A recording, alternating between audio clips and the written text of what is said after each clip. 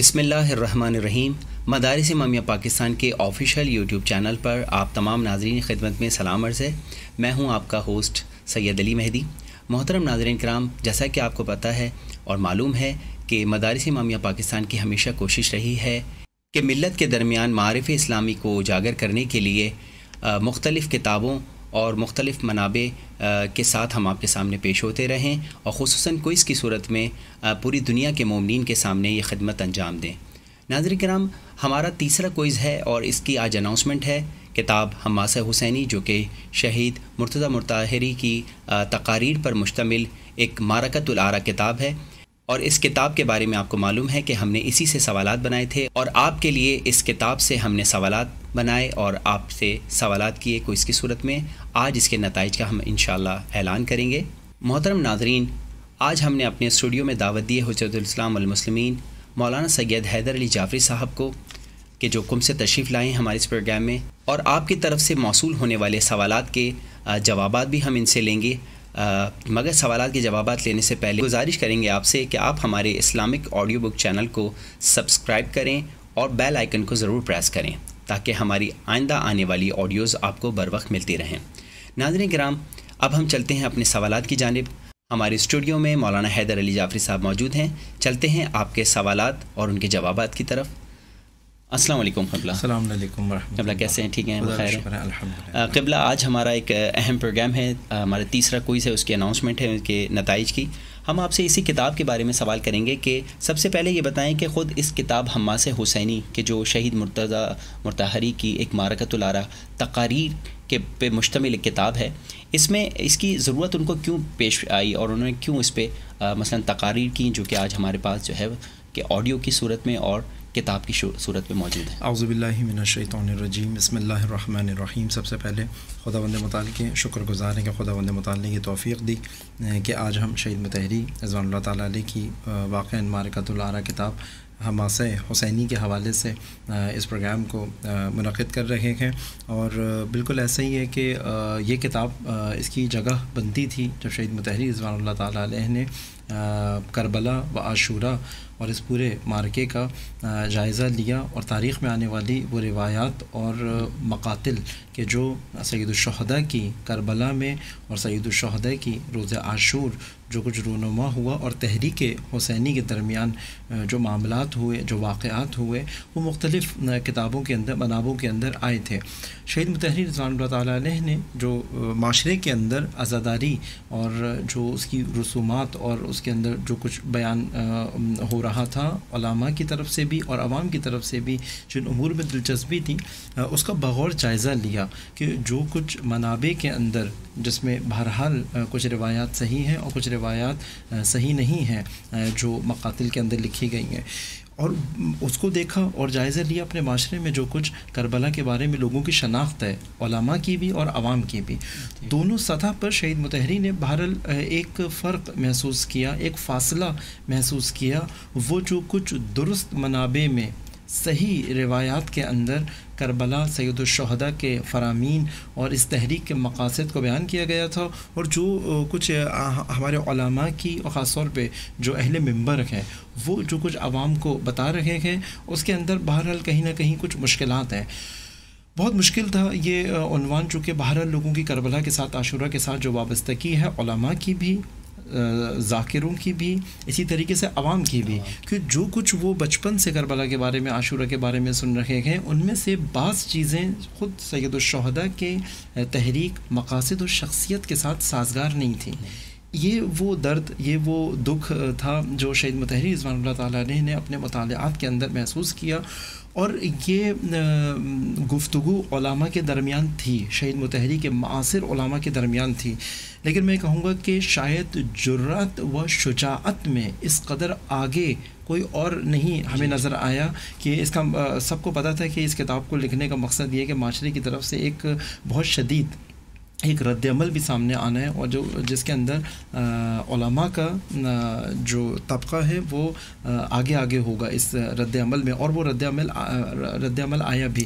لیکن شہید مطہری نے اپنی اس شجاعت کہ جو انسان شناسی کے باب میں، جو فقہ اصول، منطق اور دیگر کتب جو شہید متحری کی تھیں، ان کتب کے اندر جس شجاعت کا مظاہرہ کیا وہی ہمیں حماسہ حسینی میں نظر آتا ہے کہ شہید متحری نے یہ سوچا عوام اور علماء کے لیے ایک ایسی کتاب کو لکھا جائے کہ جو عوام کو ایک عوامانہ طریقے سے، یہ بھی ساتھ ساتھ آپ کی خدمت میں عرض کرتا چلوں، اس کتاب کا ایک خاص مقصد یہ تھا کہ اس سے پہلے جو منابع تھے وہ علماء کی دسترسی میں تھے. علماء تو پڑھتے تھے ان کتابوں کو، عوام کے اندر نہیں تھے. عوام ذاکروں، علماء، اہل منبر، نوحوں سے اور انہی طریقوں سے کربلا کو اور کربلا کے اس معرکے کو، سید الشہداء کی تحریک کو سمجھتے تھے، لیکن مستقیماً عوام ان کتابوں کے ساتھ دسترسی نہیں رکھتے تھے جن کتابوں سے یہ علماء لے کے بیان کرتے تھے. شہید متحری نے حماسہ حسینی کے اندر جو معرکہ سر انجام دیا ہے، شہید متحری نے اس کتاب کو فقط علماء کے لیے نہیں بلکہ عوامی سطح پہ اس طرح سے کربلا کے حقائق اور اس تحریک حسینی کو بیان کیا ہے کہ ایک عام فہم انسان بھی کربلا سے اپنے انس، اپنی آگاہی اور معرفت کو بڑھا سکتا ہے، جو اسلوب اس کتاب کا ہے. اور دوسرا جو مقصد اس کتاب کو لکھنے کا شہید متحری کا تھا وہ یہ تھا کہ شہید متحری اپنے عوام کے اندر دیکھ رہے تھے کہ جو چیز امام خمینی رضوان اللہ تعالیٰ علیہ نے بھی درک کی تھی، وہ کربلا، وہ عاشورہ، وہ تحریک حسینی، جو ہمیشہ جس کا انداز حماسی ہے، جس کا انداز مجاہدانہ ہے، وہ صرف ذکر کربلا پر کیسے محدود ہے. اور اس کی مثال میں آپ کی خدمت میں عرض کروں گا کہ وہ جگہ ایران، وہ جگہ کہ جہاں پر اکثریت تشیع کی ہو، اکثریت حسین ابن علی کے ماننے والوں کی ہو، اکثریت کربلائی و عاشورائی و ذکر سید الشہداء کرنے والوں کی ہو، اور اس معاشرے کے اندر ایک ایسا تضاد موجود تھا کہ ان کے لبوں پر، ان کی زبانوں پر ذکر حسین تو تھا لیکن ایک یزیدی حکومت کو تسلیم کیے ہوئے تھے. اور یہی درد امام خمینی نے بھی، اور امام خمینی کے وہی افراد جو امام خمینی کے شاگردان تھے، انہوں نے بھی اس چیز کو دیکھا کہ ایک ایسی ملت جو صبح شام حسین کے نام سے پانی پیتی ہے تو یا حسین، اور اٹھتی ہے تو یا حسین، چلتی ہے تو یا حسین، لیکن ان کے اوپر ایک شاہ، ایک شہنشاہ اور ایک ایسا وقت کا یزید ان کے اوپر حکومت کر رہا ہے کہ اس کو چھیڑتے نہیں تھے. بس یہ عزاداری کے اندر حماسی پہلو نہ ہونے کی وجہ سے تھا.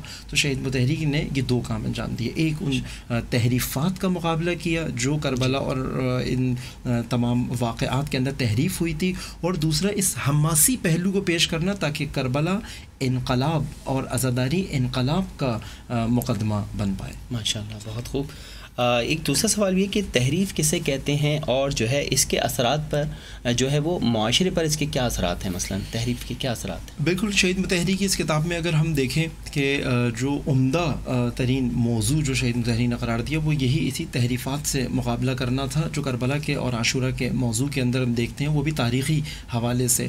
تحریف کا لفظ شہید متحری نے خود بھی اس کے اندر تذکرہ کیا کہ خود حرف سے یہ لفظ نکلا ہے، تحریف حرف اس کا وہ ہے. اور تحریف کہتے ہیں کہ اگر میں اس کو آپ کو بہت آسان زبان میں بیان کروں کہ آپ کسی بھی مطلب کو جو اس کا اصل معنی ہے یا جو اس کی اصل ہے، جو اس کی بنیاد ہے یا جو اس کا مقصد ہے، اس مقصد اور ہدف سے ہٹا کر اس کو اپنے مقصد کے غیر کی طرف اس کا رخ کر دینا. اب اس کے اندر ممکن ہے آپ کسی شخصیت کی تعریف کریں، ممکن ہے آپ کسی مطلب یا معنی کی تعریف کریں، یا کسی معارف کے اندر تعریف کریں، کسی واقعے کی تعریف کریں، اور ممکن ہے کہ آپ کسی واقعہ یا کوئی حادثہ رونما ہوا تاریخ اسلام کے اندر آپ اس کی تحریف کریں. تو تحریف کی بھی 3-4 ہم ڈائمنشنز کہہ سکتے ہیں کہ آپ دیکھیں کہ میں بہت آسان مثال دوں کہ مغرب نے بہت کوشش کری کسی طریقے سے بڑھتی ہوئی لوگ جو اسلام کا غلبہ مغرب کی طرف ہونے جا رہا تھا اور لوگ رسول اللہ کی شخصیت سے بہت زیادہ متاثر ہو رہے تھے، تو ایک حل مغرب نے اس میں سمجھا کہ تحریف کے ذریعے سے نبی اکرم کی شخصیت کی نفی نہیں کر سکتے کیونکہ یہ کوئی شخصیت ہی نہیں تھی. رسول اللہ کوئی پروفٹ اس طرح کا ان کی مکتبہ تھا ہی نہیں. رسول اللہ کی شخصیت کی تحریف کر کے رسول اللہ کا مقابلہ کیا جا سکتا ہے، پیغمبر کا مقابلہ کیا جا سکتا ہے، اسلام کا مقابلہ کیا جا سکتا ہے. بس اسی چیز کو شہید متحری بھی محسوس کر رہے تھے کہ یہ کربلا کا تذکرے کو ختم نہیں کر سکتے. اب یہ تذکرہ تو پوری دنیا میں عام ہو رہا ہے، یہ تو پھیل رہا ہے. کربلا کی تاثیر ایسی ہے، جیسے رسول اللہ نے کہا تھا کہ ان لقتل الحسین حرارتاً فی قلوب المؤمنین، کے قتل حسین کے اندر ایک ایسی حرارت ہے جو لوگوں کے قلوب کو گرم کرتی ہے. تو یہ ذکر تو روکا نہیں جا سکتا، اس ذکر کو ختم اور اس کی اگر ماہیت کو ختم کرنا ہے اس کے اندر تحریف کر دو کہ اس کا مراد یہ نہیں تھی، اس کا مقصد یہ نہیں تھا، یہ چیزیں ایسے نہیں تھیں، اور اس کے ذریعے سے کربلا کا وہ جو نتائج نکلنے تھے، جو ہدف تھا اس کو زندہ رکھنے کا، اور وہ ہدف حاصل نہیں ہو پائے گا انشاءاللہ. محترم ناظرین، 2 سوالات کے جوابات ہم نے آپ کے سامنے پیش کیے. قبلہ محترم ہمارے اسٹوڈیو میں موجود ہیں. ایک سوال اور کریں گے کہ قبلہ یہ بتائیے، کربلا و عاشورہ کے معاملے پر جو تحریفات ہوئی ہیں، اس کا ذمہ دار ہم ان 1400 سالوں میں کس کو قرار دیں گے؟ آپ ذرا اس پہ روشنی ڈالیے اور ہمارے ناظرین کو بتائیے.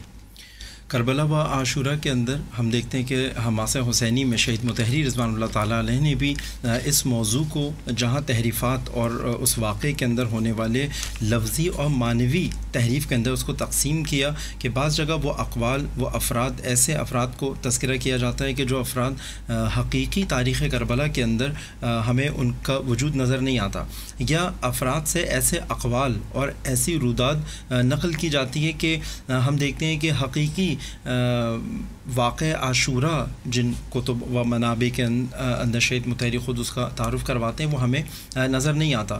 تو بعض جگہ پہ اس طرح کی لفظی تحریف ہے کہ ہم دیکھتے ہیں کہ وہ اقوال، وہ پورے وہ الفاظ یا وہ فرمودات امام حسین سے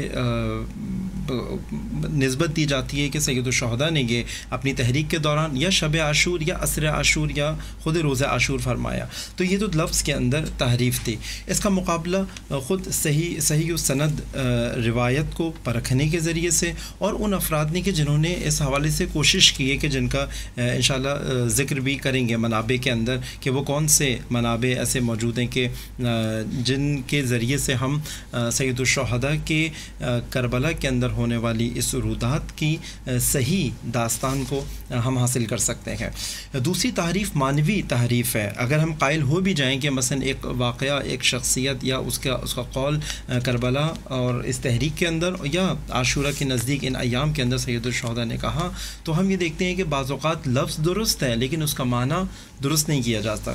یعنی بالکل اگر میں آپ کی خدمت میں عرض کروں کہ بعض لوگوں نے جیسے معنی یہ کیا کہ کربلا اور عاشورہ جو ہے وہ برپا ہوئی، سید الشہداء کی شہادت ہوتی ہے، اور خود شہید مطہری اپنی اسی کتاب کے اندر تذکرہ کرتے ہیں، فرماتے ہیں کہ بعض نے کہا کہ یہ سب کچھ جو سید الشہداء کی شہادت ہوتی ہے، سید الشہداء نے اس لیے قیام کیا کہ اس کے تذکرے سے اور اس کے ذریعے سے میری امت کے گناہ بخشوائے جائیں.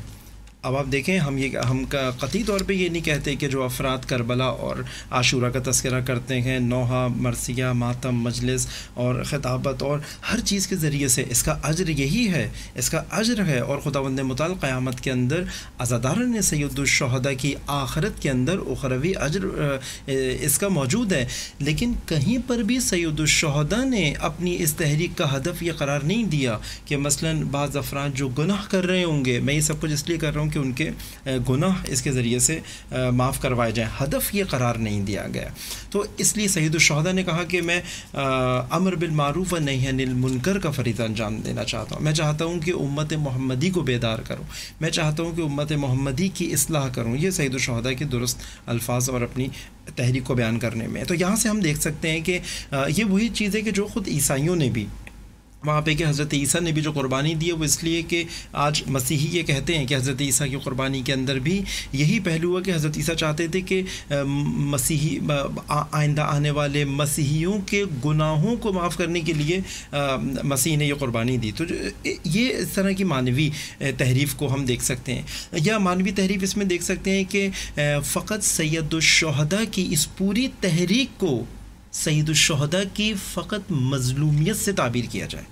اب مظلومیت کی حقیقت کی نفی نہیں کر رہے ہیں، یہاں پہ کہہ رہے ہیں کہ فقط مظلومیت سید الشہداء کی تحریک کا حقیقی مقصد نہیں ہے کہ ہم اس مظلومیت کے اندر مکمل کربلا کو سمیٹ دیا جائے، بلکہ شہید مطہری فرماتے ہیں اس مظلومیت کے ساتھ ساتھ حماسہ، یعنی یہ وہ طریقہ کار ہے جو راہ حل ہے کہ اس حماسی پہلو کو بیان کیا جائے کہ سید الشہداء کی مظلومیت سے جو درد آج مومنین کے سینے میں اٹھتا ہے، اس درد کے نتیجے میں ایک ایسا حماسہ بنے جو آج انقلاب کا سبب بن سکے. جو آج معاشروں کی تبدیلی کا سبب بن سکے. تو اس طرح سے ہم دیکھ سکتے ہیں کہ ہم ان تحریفات کا مقابلہ کر سکتے ہیں اور ان کے عوامل کو صحیح سے سمجھنا، ان جو تحریف کرتے ہیں ان کے مقاصد کیا ہوتے ہیں، ان کے عوامل کیا ہوتے ہیں، کون سی شخصیات یہ چاہتی ہیں، دشمن کیا اس کے اندر کام انجام دے رہا ہے، اور ہر وہ چیز جو کوئی چیز بھی آج عزاداری کا حصہ بنتی ہے اس کے اوپر حساسیت دکھا کے کہ آیا عزاداری کے اندر جو کچھ پہلے سے شامل ہے یا جو ابھی شامل ہونے جا رہا ہے وہ سید الشہداء کے کربلا و عاشورہ کے ان جاویدانی مقاصد کے ساتھ کس قدر نسبت رکھتا ہے، مناسبت رکھتا ہے. اگر وہ مناسبت نہیں رکھتا تو اس کے اوپر حساسیت دکھانا، جیسے خود شہید مطہری رضوان اللہ تعالیٰ علیہ نے حساسیت دکھائی. ماشاء اللہ. محترم ناظرین، اب ہم چلتے ہیں اس پروگرام کے بہت اہم حصے کی طرف کہ جیسا کہ ہم نے آغاز میں بتایا تھا کہ آج ہم اپنے تیسرے کوئز کا اناؤنسمنٹ کریں گے اور آپ کو بتائیں گے کہ ہمارے اس کوئز میں فرسٹ، سیکنڈ اور تھرڈ آنے والی پوزیشن کیا ہیں. اس دفعہ بھی آپ کی بھرپور شرکت رہی اور اب ہم چلتے ہیں آپ کو وہ نام بتانے کے جن کے سیم مارکس ہیں، جن کے درمیان قرآن اندازی ہوگی. میں نام آپ کے سامنے اناؤنس کرتا ہوں اور ہماری اسکرین پر بھی آ رہے ہیں. پہلا نام ہے سکینہ، ڈاٹر آف رمضان علی. ان کا تعلق ہے اسٹون، انگلینڈ سے. دوسرا نام ہے سمیرہ بطول، ڈاٹر آف صادق علی. ان کا تعلق کراچی، پاکستان سے ہے. تیسرا نام ہے سائمہ بطول، ڈاٹر آف رمضان علی. ان کا تعلق بھی کراچی سے ہے. چوتھا نام ہے رمضان علی، سن آف حسین علی. ان کا تعلق بھی کراچی سے ہے. اور طاہرہ بانو، ڈاٹر آف اکبر علی. ان کا تعلق بھی کراچی سے ہے. اور ایک نام اور ہے کنیز خیر النساء، ڈاٹر آف غلام ابوذر. ان کا تعلق راولپنڈی، پاکستان سے ہے. ناظرین کرام، یہ 6 نام ہیں. ان کے درمیان ابھی ہم قرآن اندازی کریں گے اور قرآن اندازی کر کے پھر دیکھتے ہیں کہ کون سے ایسے خوش نصیب ہیں کہ جو فرسٹ، سیکنڈ اور تھرڈ کی پوزیشن پہ یہاں پر آئے ہیں.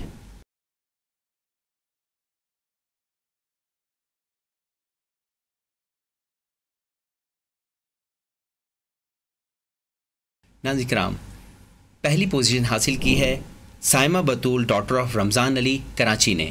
ان کی حوصلہ افزائی کے لیے، توفیقات میں اضافے کے لیے ہم سب مل کے درود پڑھتے ہیں. اللہم صلی علی محمد و آل محمد وعجل فرجہ.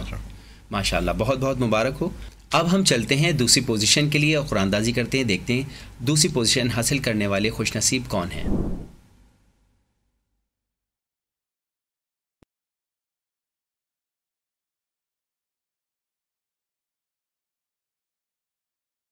ماشاء اللہ. ناظرین کرام، ہمارے اس کوئز میں دوسری پوزیشن حاصل کی ہے طاہرہ بانو، ڈاٹر آف اکبر علی نے، جن کا تعلق کراچی سے ہے. ان کی حوصلہ افزائی کے لیے، توفیقات میں اضافے کے لیے سب مل کے درود پڑھ دیں. اللہم صلی علی محمد و آل محمد وعجل فرجہ. ناظرین کرام، اب ہم چلتے ہیں تیسری پوزیشن کے لیے اور قرآن اندازی کریں گے. دیکھتے ہیں وہ کون سا خوش نصیب ہے کہ جو تیسری پوزیشن حاصل کرے گا اس کوئز میں.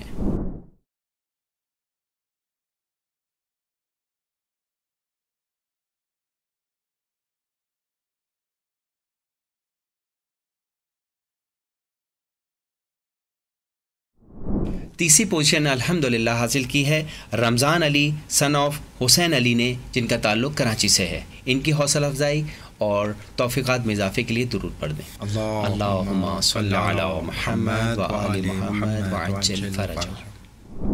ناظرین کرام، ہم تمام اپنے شرکاء کو کہ جنہوں نے اس کوئز میں شرکت کری دنیا بھر سے، ان کو مبارکباد پیش کرتے ہیں کہ انہوں نے بھرپور تعداد میں شرکت کری. خاص طور سے آج جو 3 نام اناؤنس کیے، فرسٹ، سیکنڈ، تھرڈ، ان کو خصوصی مبارکباد.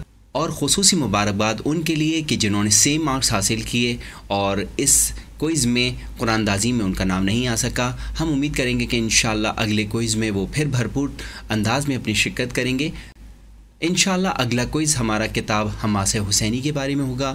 ہمارے آڈیو بک چینل کو آپ سبسکرائب کریں اور وہاں پر ہماری جو آڈیو بکس ہیں اس موضوع پر، اس کو آپ سنیں اور اپنے دیگر رشتہ داروں میں، جاننے والے دوستوں، احباب میں اس کو پھیلائیں تاکہ وہ اس علمی منابع سے اپنے آپ کو فیضیاب کر سکیں.